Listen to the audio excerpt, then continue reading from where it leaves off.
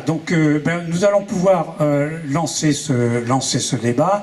On économise la présentation de Philippe Rochaud dont le nom résonne dans toutes les têtes.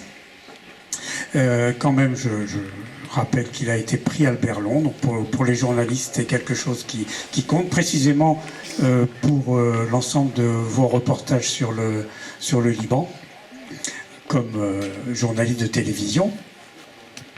Alors, l'intitulé de ce débat, c'est la liberté d'informer à l'épreuve du terrain.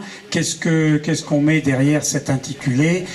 D'abord, le fait que le travail du grand reporter se heurte à un nombre incalculable d'obstacles matériels, d'obstacles, des dangers évidents quand il s'agit d'un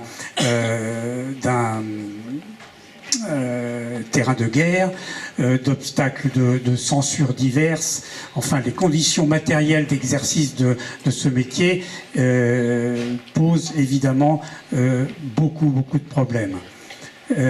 L'autre aspect qu'il y a derrière cet intitulé, et d'ailleurs Philippe Rochaud l'a évoqué un instant tout à l'heure, c'est la manière dont le public reçoit les informations qui viennent du terrain.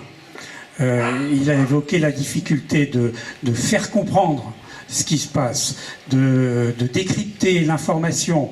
Et souvent, le journaliste de terrain se heurte à l'incompréhension, quelquefois de sa rédaction en chef, mais aussi du public, parce que la rédaction en chef est évidemment à l'écoute de la manière dont les choses vont être reçues par le public. Et donc, pour s'assurer que le courant passe, il faut un métier accompli. Voilà, c'est un peu les deux aspects, l'aspect terrain et l'aspect réception de l'information qui y a derrière cet intitulé sur la liberté d'informer à l'épreuve du terrain. Alors, comment se passent nos réunions en général? De la façon la plus simple qui soit, vous avez la parole tout de suite, là maintenant, pour poser les questions, et Philippe Rochaud est là pour y répondre.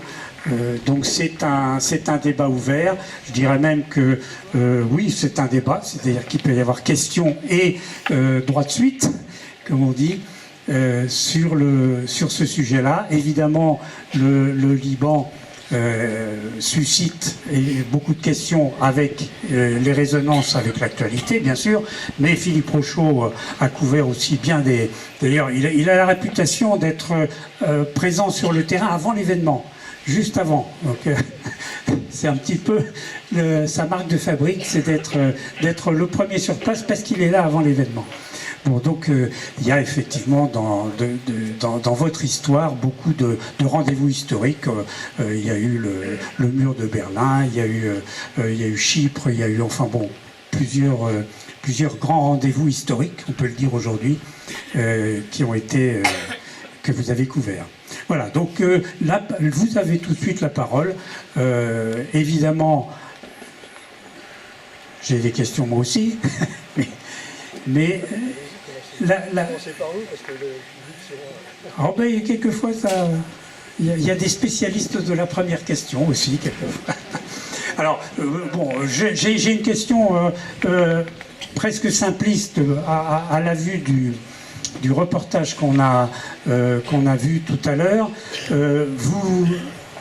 C'est peut-être une impression fausse, mais vous photographiez successivement toutes les parties en présence, les Palestiniens, les musulmans proches des Palestiniens, les Morabitoun, les phalangistes chrétiens, les Syriens, etc. L'impression, c'est que vous passez d'un combattant à l'autre sans difficulté, librement. Est-ce que c'est une impression fausse et comment peut-on passer comme ça de l'un à l'autre? Vous photographiez les gens, j'allais dire, pleine face. ça donne une impression de liberté. Voilà, c'est l'impression que j'ai eue en voyant les photos. C'est impossible de débarquer sur un terrain d'opération comme ça, sur un terrain de guerre, sans les autorisations et sans avoir la confiance et le feu vert des gens. C'est-à-dire que dans la guerre du Liban, il y avait facilement 10, 12, 15 fractions différentes. Et donc pour chacune de ces fractions qui se battaient, il fallait avoir une autorisation, un laissez-passer.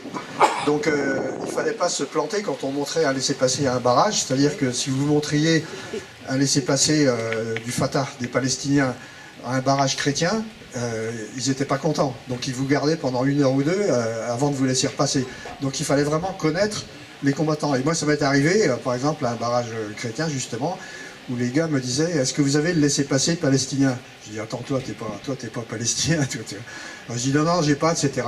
J'ai juste ça, et je sortais le laissez-passer des phalangistes, et bon, ils comprenaient et ils me laissaient passer. Mais j'ai eu plusieurs collègues qui se sont fait piéger comme ça, parce qu'ils ne connaissaient pas assez bien les forces. Donc il faut se faire accepter par les gens, c'est pas possible de débarquer comme ça sur un terrain de guerre sans être reconnu. Et une fois que les gens vous ont accepté, donc ils ont envie d'expliquer leur cause, ils ont envie de montrer pourquoi ils se battent, etc. Et à partir de là, on peut les photographier, on peut photographier les enfants. Aujourd'hui, dans le monde, c'est tellement, et en particulier en France, c'est tellement difficile de photographier des enfants. Je ne parle pas des enfants qui ont des armes, bien sûr, mais là-bas, il n'y a pas de problème pour les photographier. Il n'y a pas encore disons, de règlement, de loi qui interdit de photographier les enfants comme on peut le faire chez nous. Donc finalement, les situations comme ça de guerre, de violence, donnent la possibilité de faire des images qu'on ne ferait peut-être pas en temps ordinaire. D'autre part, les gens sont occupés à se battre, etc. Donc parfois, ils ne font pas du tout attention à ce qu'on peut faire comme image. Et dès l'instant où on est à leur côté, où on est intégré dans leur mouvement, ils nous font confiance et ils nous laissent travailler. Alors, à l'inverse, est-ce qu'ils sont attentifs à l'image qu'ils donnent et qu'ils veulent donner? Alors, ils sont attentifs à l'image qu'ils veulent donner. Simplement, autrefois, dans cette époque-là, les Libanais, ils ne pouvaient pas regarder Antenne 2, ils ne pouvaient pas regarder France 2, donc ils ne pouvaient pas savoir qu'est-ce que je faisais comme reportage. Ils avaient quand même des échos. Bon, s'il y avait quelque chose qui ne leur plaisait pas, ça me revenait quand même aux oreilles. Mais aujourd'hui, avec les communications qu'il y a, le reportage que vous faites dans n'importe quel coin du monde, il peut être vu par les gens qui sont concernés. Et donc, s'ils ne sont pas contents, vous pouvez être tout de suite, braqué et tout ça. Donc, il faut faire aussi attention à savoir que les reportages que vous faites sont immédiatement visibles par les gens qui sont concernés. Mais enfin, ça m'est arrivé aussi au Liban de faire un reportage qui ne plaisait pas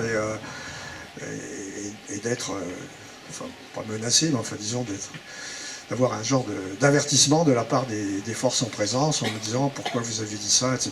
quoi. Donc on est quand même obligé aussi de respecter la position des gens, ne serait-ce que pour sa propre sécurité. Oh. Question de M. Jean-Claude.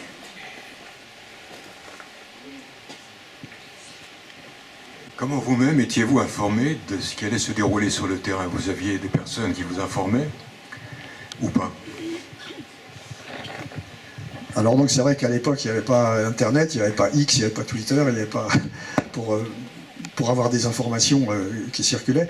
Mais on était quand même plusieurs journalistes à Beyrouth, notamment des photographes. Moi j'ai toujours beaucoup échangé avec les photographes parce qu'ils sont plus souples que moi. Moi en télévision on était quand même des équipes de 3 ou 4 personnes, vous voyez. Donc quand on se déplace il faut quand même savoir où on va, quoi. Et donc le photographe nous servait souvent un peu d'éclaireur, en nous disant, par exemple, je sais pas, sur l'attaque du bidonville de la Quarantaine, tiens, dis donc, il y a une offensive qui se prépare, là, les phalangistes vont attaquer. En plus, on a la chance, si je puis dire, d'avoir un pays qui est grand comme un département français, le Liban. Donc l'information circule quand même assez vite, assez rapidement. Beaucoup d'échanges également. Et on est averti quand même de ce qui se prépare, à la fois par les forces elles-mêmes. Hein, quand, par exemple, il y a eu l'offensive sur le village chrétien de Damour, on savait que les Palestiniens se regroupaient autour du village pour attaquer en représailles à l'opération de la Quarantaine. Donc l'information quand même dans un pays comme le Liban circule vite, beaucoup plus vite que si l'événement se passe au Sahel et tout ça. Donc là c'est beaucoup plus difficile. Oui, bonjour. J'aimerais bien connaître, enfin je pense que la plupart des gens connaissent un petit peu comment ça se passe.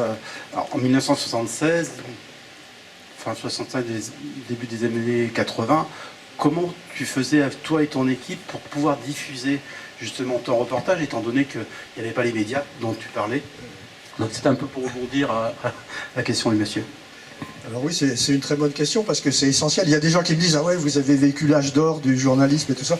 Pas forcément, parce que justement, pour moi, la diffusion des reportages, surtout en télévision, c'était très difficile. Dans un pays comme le Liban, avec la guerre, où les liaisons aériennes étaient souvent interrompues, où il n'y avait pas de liaison hertzienne pour envoyer les reportages, donc parfois il fallait porter la pellicule à Damas, où on trouvait un passager qui rentrait sur Paris. Et notamment quand la guerre civile s'est déclenchée, on a filmé dans les rues des images de la situation. Et puis après, qu'est-ce qu'on en fait, quoi? Et alors là, curieusement, et là je voulais le saluer, c'est mon collègue de TF1 qui s'appelait Dominique Baudis, donc, qui était à l'époque journaliste, a dit bon, moi je rentre à Paris, et il a accepté de me prendre mon film, ce qui était formidable comme geste confraternel, puisque moi j'étais coincé à Beyrouth et je pouvais pas y aller. Donc il est rentré à Paris, il est intervenu lui à la télé sur TF1 pour raconter comment ça se passait, puis il a donné mon film à développer à Antenne 2, et donc comme ça j'ai pu aussi avoir des images qui étaient diffusées dès le premier soir. Mais sinon c'était vraiment une prise de tête pour envoyer les images, parce que alors après il y a eu, bon, quand la vidéo est arrivée, on a pu donner les cassettes aussi à des passagers, mais quand il y avait des événements importants, il y avait par exemple ce qu'on appelle l'UER, l'Union Européenne des radios-télévisions, qui est un organisme européen qui s'occupe de diffuser pour toutes les chaînes de télévision européennes. Donc quand il y a des événements majeurs, comme par exemple on citait tout à l'heure Sabra Shatila, donc il y a l'UR qui vient, enfin sauf que là il ne pouvait pas s'installer à Beyrouth, donc il s'était installé à Jérusalem, et là on peut diffuser à travers ce créneau-là, quoi. Mais pour moi aujourd'hui c'est une époque extraordinaire que on peut diffuser un reportage le jour même de n'importe quel endroit de la planète, quoi. On peut tirer sur le satellite et envoyer son reportage, quoi. Alors l'avantage que ça avait d'avoir du retard comme ça dans la diffusion, c'est qu'on avait un peu plus de temps pour faire le commentaire, donc peut-être on disait moins de bêtises parce qu'on avait le temps de vérifier des informations, alors qu'aujourd'hui la rédaction vous demande tout de suite de diffuser le reportage le jour même, et parfois on peut faire une erreur d'appréciation et une erreur de chiffres en faisant son commentaire. Donc c'était l'avantage, quoi. Oui, bonjour. Vous fabriquez le reportage sur place, mais est-ce que vous aviez un droit de regard sur ce qui était diffusé aux journaux télévisés? Alors regardons, parce qu'on ne voit pas ce qui est diffusé quand on est à l'étranger, mais si la rédaction veut modifier quelque chose dans le reportage, il vous en informe. Si par exemple il y a une interview qui est trop longue, ou si il trouve qu'il y a un doublon, ou si par exemple il y a une image qui est trop violente. Tout à l'heure aussi on me posait la question, quand il y a des images, qui est-ce qui sélectionne les images, si vous voulez? Alors moi je dis, nous quand on est sur le terrain, on filme tout ce qu'il y a, enfin on filme un maximum, quoi. Et après on se dit, mais est-ce que vraiment cette image elle n'est pas trop cruelle, est-ce que je vais la passer quand même, etc. Donc on peut couper l'image.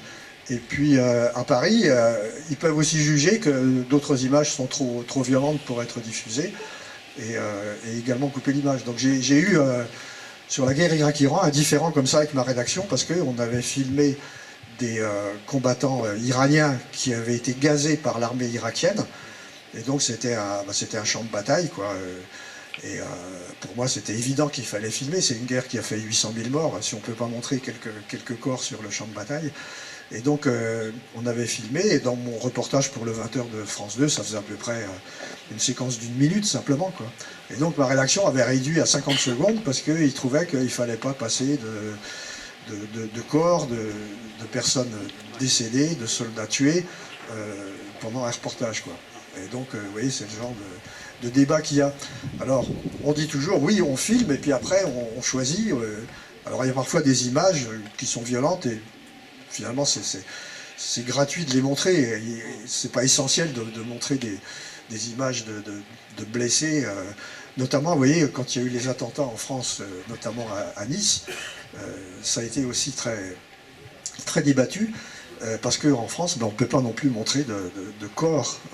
Alors, sur les attentats de Nice, on a pu montrer que les linceuls qui recouvraient les gens, quoi, c'est tout, pour montrer qu'il y avait beaucoup de victimes. Mais on ne peut pas montrer comme ça des corps. Aux États-Unis, c'est pareil, on ne montre pas des personnes décédées. Bon, sur un champ de bataille irakien, c'est un peu différent, mais il y a quand même beaucoup de prudence sur cet aspect de la diffusion, quoi. Oui, Philippe, je voulais te demander justement comment toutes ces bobines revenaient à la direction. Comment est-ce qu'elles voyageaient? Tous ces films, comment est-ce qu'ils ont... Pour les films, c'était par passager. Donc il fallait trouver un passager de confiance qui accepte de prendre les bobines de film. Et comme c'était des bobines donc, qui étaient enfermées dans des boîtes qu'on ne pouvait pas ouvrir, sinon le film était voilé, il fallait que la personne quand même ait confiance en vous pour les emmener, parce qu'on pouvait mettre dedans de la drogue, je ne sais pas. Et donc, mais j'ai quand même pas eu trop de problèmes avec ça, quoi. Sauf une fois, je me souviens, c'était au Tchad, je donne à un passager, et puis le type n'avait pas du tout envie de prendre mon truc, mais c'était le seul passager qui était susceptible de me ramener ma pellicule, donc il le prend quand même. Je me dis, alors lui, la première occasion, il va mettre le film à la poubelle, et puis il va pas du tout accepter de voyager avec. Et puis finalement, j'apprends après par ma rédaction que non seulement il a voyagé avec, mais qu'à l'arrivée, il n'a pas trouvé le motard qui venait le chercher, parce que c'était toujours un motard qui venait rapatrier les films à la télé, et que du coup, il a pris un taxi lui-même pour aller à la télévision en disant « Il y a un de vos journalistes qui m'a remis une pellicule, et voilà, le motard n'est pas venu, donc je vous remets la pellicule. » Donc j'ai trouvé que c'était un très beau geste, et qu'il y avait quand même pas mal de solidarité des gens pour que l'information arrive jusqu'à Paris et jusqu'à la télévision pour les téléspectateurs français, quoi. J'étais au Liban donc en 82 en tant qu'humanitaire, donc dans le sud, et je me suis toujours étonnée de ne pas voir de journalistes. Moi j'étais à Saïda, Tyr, vous voyez, Jezine, et donc j'ai vu deux journalistes après que l'attentat là, donc de Bachir Gemayel en septembre 82. J'aurais voulu savoir, est-ce que vous pouviez, en tant que journaliste, venir dans le sud? Quand c'est Saïda et Tyr, oui, c'était tout à fait possible de venir dans le sud. Après, quand c'était les territoires contrôlés, ou sous la zone de la FINUL, on pouvait aussi y aller avec l'autorisation de la FINUL. La FINUL, c'est la force française, la force des Nations Unies au sud Liban. Et donc, quand même, ça a pas mal circulé sur Saïda. Maintenant, s'il ne se passe rien à Saïda, vous ne verrez pas de journaliste. Ou si c'est un simple attentat, c'est quelque chose d'assez commun, donc vous n'y irez pas. Et moi, je me souviens, j'étais à Saïda avant le déclenchement officiel, si on peut dire, de la guerre civile, parce qu'à Saïda, il y avait eu un député qui avait été assassiné, Marouf Saad, qui avait été assassiné dans une manifestation. Et on avait dit que c'était ça le déclenchement de la guerre civile, c'était ça. Finalement, on l'a fait démarrer à la guerre civile au 13 avril 1975, mais à Saïda, il se passait des choses. Enfin bon, puis il y avait aussi les camps palestiniens qui étaient actifs, etc., quoi. Et le sud, c'était quand même accessible, mais avec les autorisations. Et oui, en 82, en 82, le sud était tout à fait accessible. Moi, je passais par le sud pour aller à Jérusalem porter mon reportage, quoi. Donc, et là, il y avait l'armée israélienne qui contrôlait la région, quoi. Alors, l'armée israélienne ici, c'est une autre position à négocier, quoi. Parce que eux aussi, des fois, ils arrêtaient au barrage, où est-ce que vous allez, etc. Donc, ça faisait beaucoup de force en présence sur un petit pays grand comme un département français. Est-ce que votre position de reporter français avait une incidence dans les autorisations que vous acquériez et dans votre activité? Alors oui, dans l'évolution du conflit, oui. Par exemple, au début, en tant que Français, on était très bien vu côté palestinien, on était bien vu côté musulman, on était relativement bien vu côté chrétien, parce qu'ils disaient ouais, les Français vont intervenir, etc. Moi, je disais, attendez, non, je pense pas que les Français vont intervenir dans la guerre civile, quoi. Et après, l'image de la France, et donc aussi du journaliste français, s'est ternie. Parce qu'après la révolution iranienne, il y a eu les gardiens de la révolution qui se sont installés dans la Bekaa au Liban. Et puis il y a eu toutes ces offensives contre les Occidentaux, les attentats contre les forces françaises et américaines, les prises d'otages, etc. Et donc là, l'image de la France était beaucoup plus ternie. Pourquoi? Parce que la France, dans la guerre entre l'Irak et l'Iran, fournissait des armes à l'Irak, et l'Iran se vengeait en faisant activer les gardiens de la Révolution qui se trouvaient au Liban pour commettre des attentats anti-français, capturer des Français, et commettre aussi des attentats en France pour se venger de la livraison d'armes françaises à l'Irak. C'est clair? Alors, moi j'ai une question peut-être un peu plus personnelle. Le public, quand il est confronté à un conflit, a toujours une lecture entre le bien et le mal. Où est le bien, où est le mal, qui est le méchant, qui est le gentil? Est-ce que, alors au Liban, on se demande un peu comment on peut démêler la chose. Est-ce que vous êtes conscient de cette attente du public, parce que c'est valable pour le Liban, mais pour Gaza ou pour tous les conflits, chacun a son idée évidemment du bien et du mal. Est-ce que c'est un regard que vous avez en tête? Oui, tout à fait, c'est-à-dire que quand on commence à couvrir un conflit, on a déjà une opinion sur où est le bien et où est le mal, qui sont les bons, qui sont les méchants. Et c'est une erreur. Et quand on arrive sur le terrain, après on dit ah non mais attends, c'est beaucoup plus nuancé. C'est pour ça que plus on s'intéresse, plus on couvre les conflits comme ça, plus on a de connaissances des forces en présence, et plus c'est difficile d'avoir une opinion tranchée sur les conflits et de dire voilà, les bons sont là, les méchants sont là. Chacun a des arguments à avancer, et donc nous on prend en compte ces arguments. Mais d'un autre côté, quand un événement se déclenche, on a un certain enthousiasme aussi. Alors par exemple, je vous citais tout à l'heure la révolution iranienne. Moi personnellement, j'ai couvert la révolution iranienne en 79, et moi je mettais beaucoup d'espoir dans cette révolution, parce qu'il y avait le Shah d'Iran qui était dictateur, etc., qui imposait un mode de vie occidental à des populations musulmanes et tout. Et donc moi j'étais plutôt partisan de cette révolution. Bon. Après, quand on voit ce qu'a donné cette révolution, c'est évidemment un élément qui invite à réfléchir, quoi. De même, aujourd'hui, les révoltes arabes, regardez, qu'est-ce qui reste des révoltes arabes? On a mis aussi, en tant que journaliste, beaucoup d'enthousiasme sur les révoltes arabes. Et en fait, même en Tunisie, on peut dire que la révolte arabe a échoué, qu'il n'en reste pas grand-chose.